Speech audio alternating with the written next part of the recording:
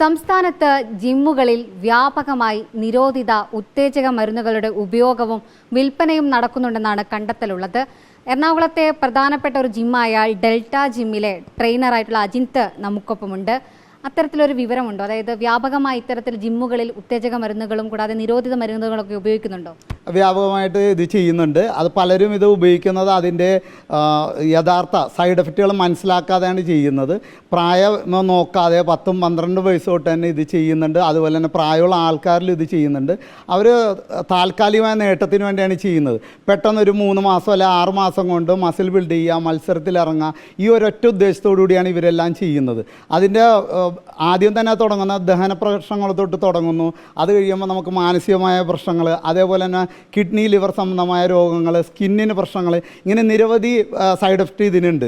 പക്ഷേ ഇതെല്ലാം നമുക്ക് ഇന്ന് ഉപയോഗിച്ചു നാളെ തന്നെ വരില്ല. കുറച്ച് കാലം കഴിയുമ്പോഴാണ് ഇതിനെല്ലാം സൈഡ് എഫക്റ്റ് വരുന്നത്. നമ്മുടെ മദ്യപാനികളെ പോലെ കുറച്ച് വർഷങ്ങൾക്ക് ശേഷം. അതുകൊണ്ടാണ് ഇവരിപ്പോൾ ഈ ഉടനെ തന്നെ എന്തെങ്കിലും സൈഡ് എഫക്റ്റ് കിട്ടുകൊണ്ട് ഇവരാരും ഈ കാര്യങ്ങൾ ചെയ്യില്ല.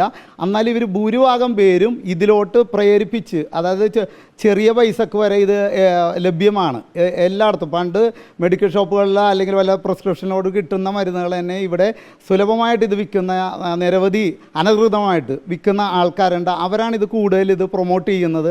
ഇതിനെല്ലാം ഒരു കടിഞ്ഞാണിട്ടാൽ മാത്രമേ ഈ വരും തലമുറകൾ ആരോഗ്യത്തോടെ നല്ല ശരീരവും നാച്ചുറലായിട്ട് തന്നെ ഇവർക്ക് ഫുഡോ അല്ലെങ്കിൽ വേറെ സപ്ലിമെൻറ്റ് യൂസ് ചെയ്ത് ഇവർക്ക് നല്ല രീതിയിൽ ബിൽഡ് ചെയ്യാം. പക്ഷേ ഇവരെല്ലാവർക്കും ഇന്ന് പോയി നാളെ തന്നെ മസിൽ ഉണ്ടാകണം എന്നുള്ള ഒറ്റ ചിന്താഗതിയിലാണ് ഇത് ചെയ്യുന്നത്. അത് ചൂഷണം ചെയ്യാനായിട്ട് പല പല ജിം ഓണർമാരും ജിമ്മിലെ ട്രെയിനർമാരും ഇത് വിനിയോഗിച്ച് ആ സാമ്പത്തിക നേട്ടത്തിന് വേണ്ടി അവരിത് ഒരുപാട് ഇങ്ങനെ ദുരുപയോഗം ചെയ്യുന്നുണ്ട്. ഇങ്ങനെ സ്റ്റിറോയിഡുകൾ ആവശ്യപ്പെട്ട് കസ്റ്റമേഴ്സ് വരാറുണ്ടോ? ഇവിടെ ഞങ്ങൾ ബോഡി ബിൽഡിങ്ങോ ഇതൊന്നും ഞങ്ങൾ ഈ ജിമ്മിൽ പ്രൊമോട്ട് ചെയ്യുന്നില്ല. ഇവിടെ ആകെ പവർ ലിഫ്റ്റിങ്, അങ്ങനെ വെയിറ്റ് ലിഫ്റ്റിങ് അങ്ങനെയുള്ള പ്രൊമോട്ട് ചെയ്യുന്നുള്ളൂ. ഇത് ചെയ്യുന്ന ജിമ്മുകൾ പലതുണ്ട്. അപ്പോൾ അവർ അവിടെയാണ് പോകുന്നത്. ഇതിവിടെ നമ്മൾ ആരോടും വരുമ്പോൾ ഞങ്ങൾ പൊതുവെ അവർക്ക് ഭക്ഷണം ക്രമീകരിച്ച് കൊടുക്കും. എത്ര മണിക്ക് എണീക്കണം, അതുപോലെ എത്ര മണിക്ക് കിടക്കണം, എന്തൊക്കെ ഭക്ഷണമാണ് ഇവർ കഴിക്കേണ്ടത്. തടി കൂട്ടേണ്ടവർക്ക് അത് പറഞ്ഞു കൊടുക്കും, തടി കുറക്കേണ്ടവർക്ക് പറഞ്ഞു കൊടുക്കും. അവർക്ക് ആ ശരീരത്തിന് അനുയോജ്യമായ നമ്മൾ വർക്കൗട്ടുകളും പറഞ്ഞു കൊടുക്കും. പിന്നെ തീരെ അത്യാവശ്യം സപ്ലിമെൻറ്റ് വേണ്ടവർക്ക് അത് നമ്മൾ ജസ്റ്റ് സജസ്റ്റ് ചെയ്യും. അത്രേ ഉള്ളൂ. ഈ മെഡിസിൻ നമ്മൾ ഒരു കാരണവശാലും ഒരാൾക്ക് നമ്മൾ പ്രൊമോട്ട് ചെയ്യൂല. നമ്മൾ മറ്റുള്ളവൻ്റെ ശരീരം നശിപ്പിച്ചിട്ട് നമുക്ക് ഒരു രോഗം നമുക്ക് വേണ്ടെന്നുള്ള ചിന്താഗതിക്കാരാണ് ഞങ്ങൾ. ഉത്തേജക മരുന്നുകൾ ഉപയോഗിക്കാതെ തന്നെ അത് ഉപയോഗിക്കുന്നത് ഒരിക്കലും പെർമനൻ്റ് അല്ലല്ലോ, പെർമനൻ്റായിട്ട് നിലനിൽക്കില്ലല്ലോ. ആ മരുന്ന് നമ്മൾ ഒഴിവാക്കിയാൽ പിന്നെയും പഴയ പോലെ നമ്മുടെ ബോഡി ആവില്ല. അപ്പോൾ എങ്ങനെയാണ് മെഡിസിൻ ഉപയോഗിച്ച് കഴിഞ്ഞാൽ ആ ഉപയോഗിക്കുന്ന സമയത്ത് മാത്രമേ ഉള്ളൂ നല്ല മസിലൊക്കെ ആയിട്ട് ഇരിക്കുകയുള്ളൂ. അത് കഴിഞ്ഞ് കഴിഞ്ഞാൽ വളരെ ശോഷിച്ച് ക്ഷീണിച്ച് വളരെ മോശമായിട്ടുള്ള. അപ്പോൾ ഇത് കാരണമാണ് മിക്ക ഈ ബിൽഡർമാരായിക്കോട്ടെ ഇതുപോലെ ചെയ്യുന്ന ആൾക്കാർ നിർത്താറില്ല. അവരിത് കണ്ടിന്യൂ ചെയ്ത് പോകും. കാര്യം ഇവർ സ്റ്റോപ്പ് ചെയ്ത് കഴിഞ്ഞ് കഴിഞ്ഞാൽ ഒന്നി ക്ഷീണിച്ച് കോലം കെട്ട് ഒന്നിനും കൊള്ളാണ്ടോ. അപ്പോൾ പുറത്ത് ചെല്ലുമ്പോഴത്തേക്ക് ആൾക്കാർ അവരോട് ചോദിക്കും, നിനക്കെന്ത് പറ്റി വല്ല അസുഖം പറ്റുക? വീണ്ടും അവർ ഇഞ്ചക്ഷൻ എടുക്കും, ടാബ് എടുക്കും.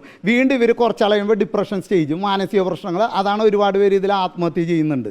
ആത്മഹത്യ ചെയ്യുന്നത് ഈ ഡിപ്രഷൻ സ്റ്റേജ് അവരത് ചിന്തിക്കുന്നില്ല. അവർ മറ്റുള്ളവരുടെ മുമ്പിൽ ശരീരം കാണിക്കുക എന്നുള്ള ഒരൊറ്റ ലക്ഷ്യം മാത്രമേ അവർക്കുള്ളൂ. നമ്മളിപ്പോൾ കഞ്ചാവിന് അടിമയായിട്ടുള്ളവർ ചെയ്യുന്ന പോലെ തന്നെയാണ് ഇതും ചെയ്തു പോകുന്നത്.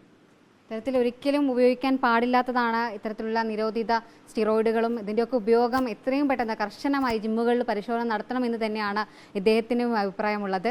വീഡിയോ ജേർണലിസ്റ്റ് രജീഷ് ഭാസ്കറിനൊപ്പം റിപ്പോർട്ടർ അഞ്ജലി ശ്രീജിത രാജ്, ഇൻ റിപ്പോർട്ടർ, കൊച്ചി.